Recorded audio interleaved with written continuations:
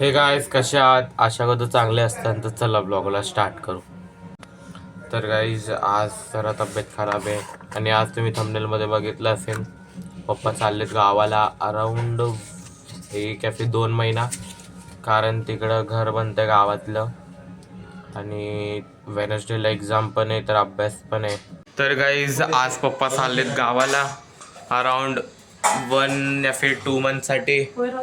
तर आता इकडे जेवतायत आणि आधी ताई अभ्यास करते. 3 दिवसापासून तिला जोर चढलाय अभ्यासाचा. हे बघा, जोर चढलाय 3 दिवसापासून.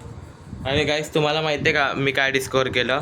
काल दीदीचा एक्सरे आला आणि दीदीचं डोकं इकडं सापडलंय. मग इकडे तुम्ही कधी पण मारताना कुठल्या पोरीला तर इकडे डोकं भेटणार आहे. ते देवा हसती म्हणजे आहे आहे. एक बार ट्राय करू ना आपण.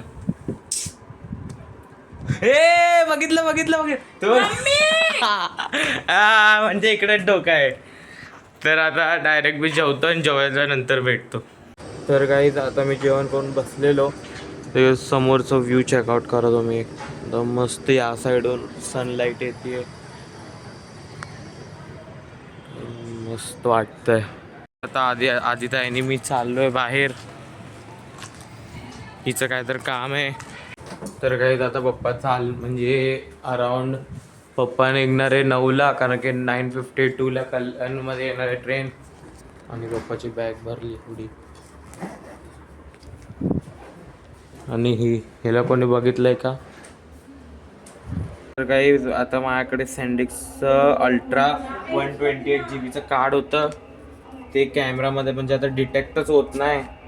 तर हा माझ्याकडे CP प्लसचा कॅमेरा आहे. हा वाला वरून परत काढावा लागला त्या कॅमेरा. तर काही पप्पा आता चाललेत गावाला. बघा पाठी एवढी मोठी बॅग. आता पप्पा घेऊन जाणार आहे. ट्रेन अराऊंड 9:52ला येणार आहे.